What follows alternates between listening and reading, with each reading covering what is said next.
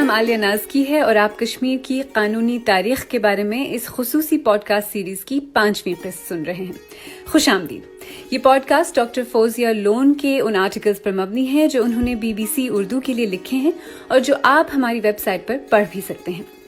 پچھلی قسط میں ہم نے انڈیا کے ساتھ کشمیر کے معاہدہ الحاق کی قانونی حیثیت کی بات کی اور دیکھا کہ فٹس مورس کی قانونی رائے یہ تھی کہ مہاراجہ الحاق کے وقت فیصلہ کرنے کے لیے آزاد نہیں تھے، مہاراجہ کے پاس اپنی ریاست کا مکمل کنٹرول نہیں تھا، جس کی وجہ سے وہ الحاق پر عمل درآمد کا اپنا وعدہ پورا کرنے کے اہل نہیں تھے اور الحاق مشروط تھا۔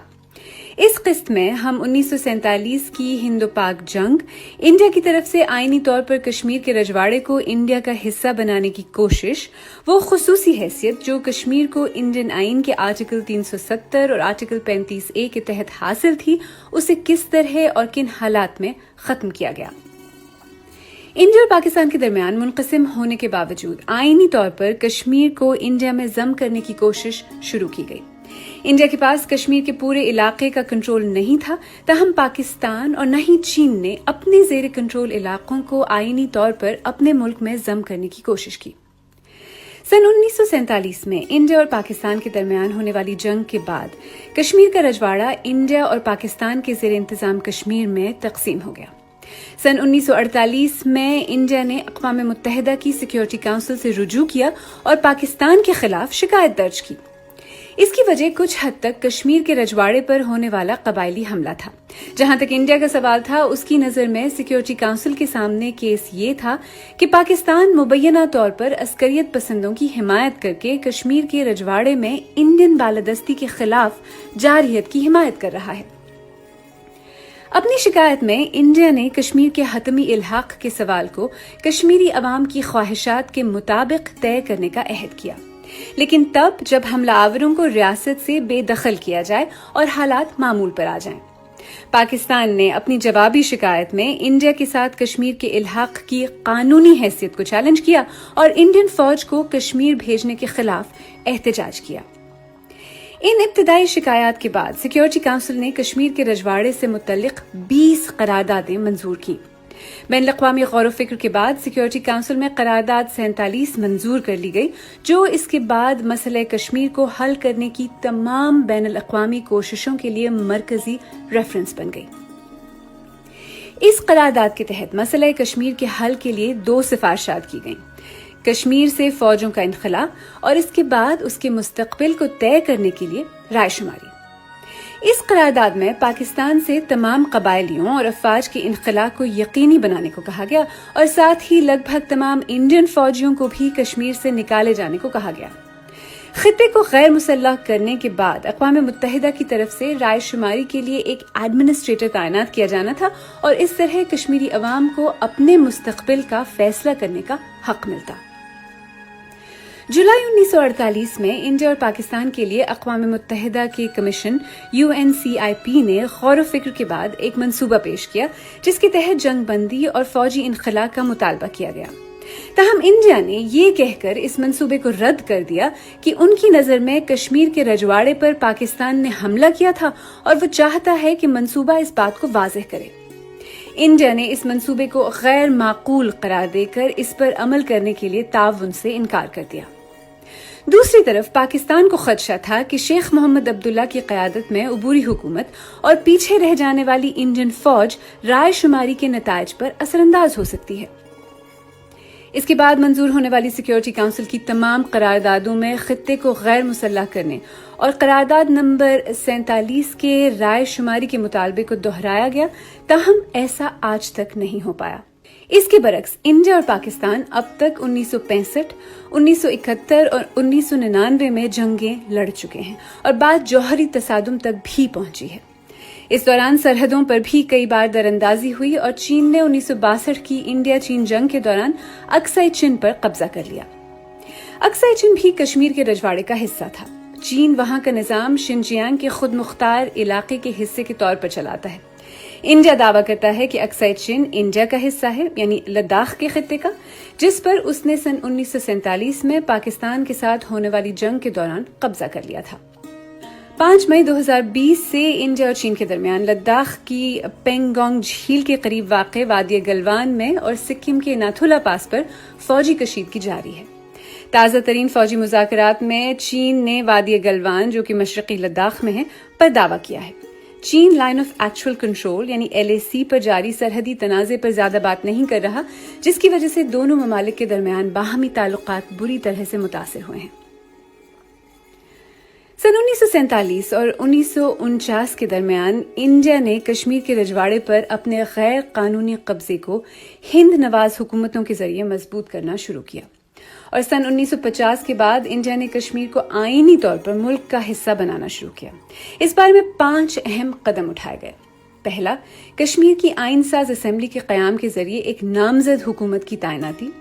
दूसरा, 1950 में इंडियन आइन में शिक 370 की शमूलियत। तीसरा, 1952 में नामजद हुकूमत और इंडिया के दरमियान दिल्ली मुआहिदे पर दस्तखत। चौथा, 1957 में कश्मीर के नए आइन का इतलाक और 1939 के पुराने आइन को खत्म करना। और पांचवा, 1975 में इंदिरा शेख मुआहिदे पर दस्तखत। आईनी तौर पर इस तरह कश्मीर को इंडियन इत्तेहाद का हिस्सा बनाने से पहले अक़वाम मुत्तहिदा में कश्मीर के मामले पर डेडलॉक था, जिससे इंडिया को अपने मंसूबे पर अमल करने का सही मौका मिल गया। मुतनाज़े इल्हाक के बाद कश्मीर को इंडियन आइन के हिस्से अव्वल के तहत इंडिया में शामिल किया गया और इसे पहले शेड्यूल में पार्ट B रियासतों में जगह दी गई। पहले शेड्यूल में रियासतों और इत्तेहादों के नाम बयान किए गए हैं और इसके मुताबिक रियासतों और इलाकों के 4 हिस्से हैं। पार्ट B रियासतों के लिए ये दफात उन इंडियन रियासतों के लिए बनाई गई थीं जिनकी बरतानवी हिंदुस्तान में खुसूसी हैसियत थी। पार्ट B की इन रियासतों में भी कश्मीर को राजस्थान और ट्रावनकोर कोचीन जैसे रजवाड़ों से अलग एक खास मकाम हासिल था। कश्मीर भी इन्हीं की तरह एक रजवाड़ा जरूर था, लेकिन इंडियन आइन के पार्ट 7 की दफात का इतलाक दूसरे रजवाड़ों के बरक्स कश्मीर पर नहीं था। वफाकी हुकूमत के पास कश्मीर के बारे में वफाकी और कॉन्ट्रैक्ट लिस्टों में दर्ज शोबों पर कानून साजी का इख्तियार नहीं था, हालांकि दूसरे रजवाड़ों के सिलसिले में उसे ये इख्तियार हासिल था। ताहम सन 1956 में होने वाली 7वीं आईनी तरमीम के तहत रियासतों को लिसानी बुनियादों पर मुनज़्ज़म किया गया। इससे ये भी हुआ कि कश्मीर के हवाले से इंडियन आइन का पार्ट 7 मनसूख हो गया और वफाक के पास सिर्फ उन 3 शोबों में कानून साजी का इख्तियार था जो मुआहदे इल्हाक में तय हुए थे: दिफा, खारजा उमूर और मुवासलात, यानी अंदरूनी मामलात पर रियासत के हाकिम को ही इख्तियार था।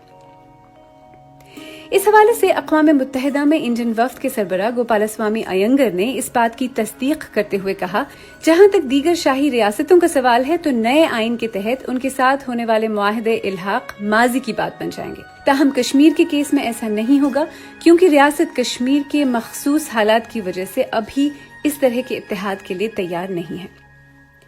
ये मखसूस हालात मरकजी तौर पर मुआहदे इल्हाक की वजह से थे, जिसका दारोमदार राय शुमारी के जरिए कश्मीर के मुस्तकबिल का फैसला करने पर था। वैसे तो कश्मीर के अंदरूनी मामलात पर महाराजा हरी सिंह को इख्तियार होना चाहिए था, लेकिन नवंबर 1947 में महाराजा पर इंडिया की तरफ से शेख मोहम्मद अब्दुल्ला को इमरजेंसी एडमिनिस्ट्रेटर बनाने के लिए दबाव डाला गया। ये बात साफ है कि महाराजा ऐसा नहीं करना चाहते थे, बल्कि वो मुआहदे इल्हाक से मुताबिकत रखने वाला एक मंसूबा बनाना चाहते थे। गोपालस्वामी अयंगर को एक खत में उन्होंने वाज़ेह तौर पर लिखा कि इंडिया को उनके मंसूबे कबूल नहीं और उन्हें मजबूर होकर उबूरी हुकूमत कायम करना पड़ रही है। इन हालात में महाराजा ने 5 मार्च 1948 को हंगामी इंतजामिया की जगह एक उबूरी हुकूमत का ऐलान किया, जिसके वजीर आजम शेख मोहम्मद अब्दुल्ला थे। इस बात में कोई शक नहीं कि ये एलामिया इल्हाक का हिस्सा नहीं था।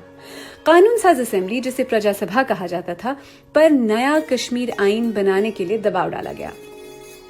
जम्मू कश्मीर आइन एक्ट 1939 को खत्म करने का अमल शुरू किया गया। ऐसा मालूम होता है कि ये सब कश्मीर को इंडिया के साथ आईनी तौर पर मुत्तहिद करने के लिए जरूरी था। इंडिया के इख्तिदार और इख्तियारात में इस तरह की वुसअत मुआहदे इल्हाक का हिस्सा नहीं थी और महाराजा ने यह बिल्कुल तस्लीम नहीं किया था कि कश्मीर मुस्तकबिल के किसी भी इंडियन आइन में शामिल होगा। सन 1949 आते आते महाराजा और शेख मोहम्मद अब्दुल्ला के दरमियान तनाव बहुत बढ़ गया था। आखिरकार शेख मोहम्मद अब्दुल्ला ने अपने दोस्त जवाहरलाल नेहरू से, जो कि इंडिया के वजीर आजम थे, कहा कि वो महाराजा पर तख्त छोड़ने के लिए दबाव डालें।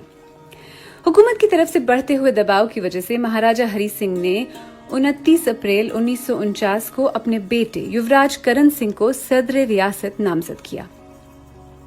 20 جون 1949 کو مہاراجہ ہری سنگھ نے ایک اعلامیے کے ذریعے اقتدار پر سے اپنا اختیار ختم کرنے سے پہلے اپنے بیٹے یوراج کرن سنگھ کو یہ اختیارات منتقل کر دیے۔ یہ اعلامیہ جو کہ عبوری تھا، مہاراجہ ہری سنگھ کا آخری حکومتی فیصلہ تھا اور اس کے ذریعے یوراج کرن سنگھ مستقل طور پر حکومت کا حصہ بن گئے۔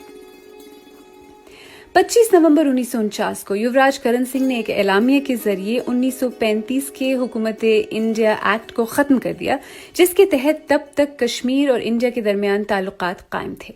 اس سے کشمیر پر انڈین آئین کے محدود اطلاق کی راہ ہموار ہوئی۔ اسی اعلامیے کی وجہ سے انڈین آئین میں ایک عبوری دفعہ آرٹیکل 370 کو کشمیر کو انڈیا میں خصوصی حیثیت دے کر شامل کرنے کے لیے متعارف کرایا گیا۔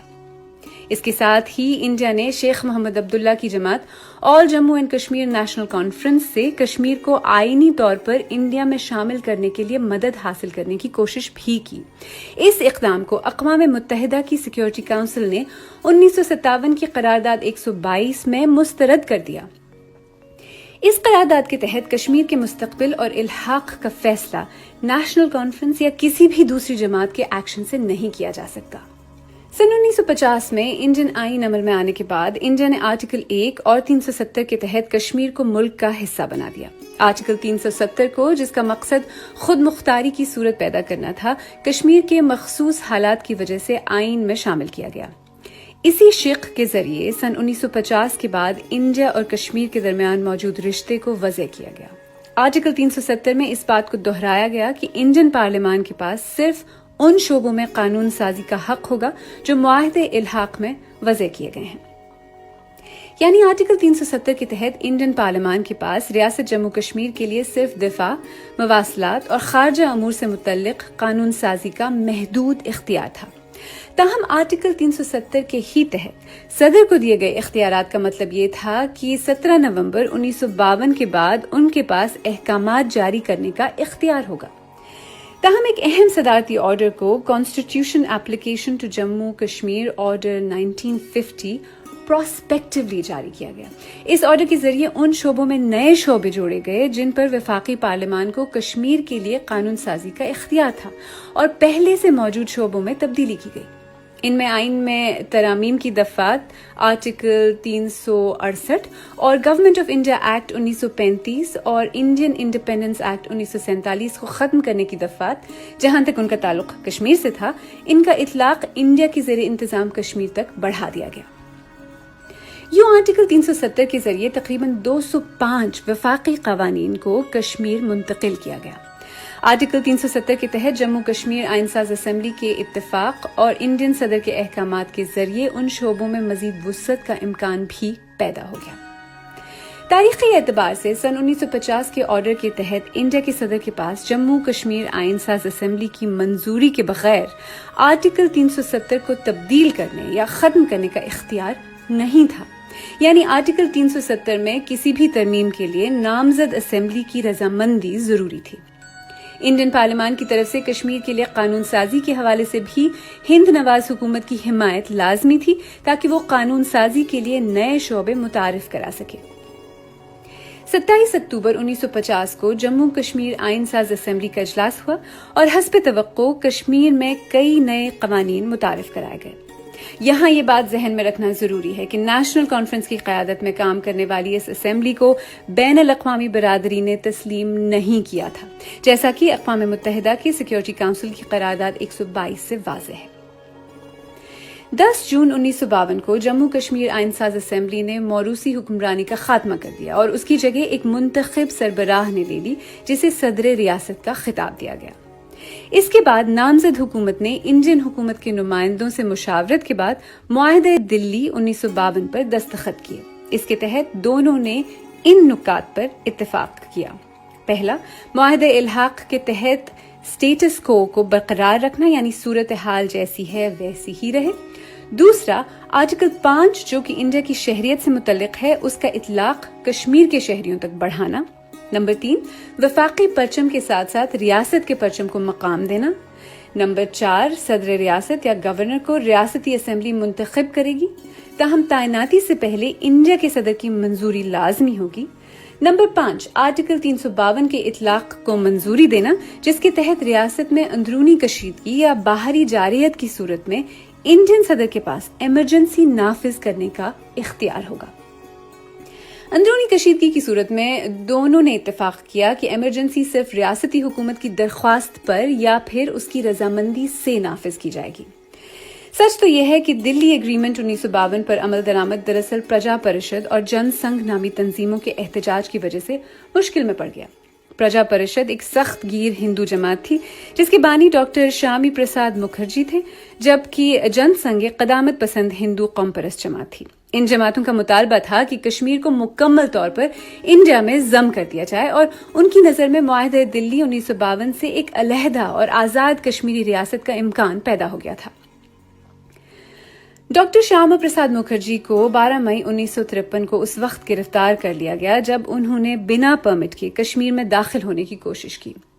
اس وقت تک غیر کشمیریوں کو کشمیر میں داخل ہونے کے لیے ایک پرمٹ کی ضرورت ہوتی تھی۔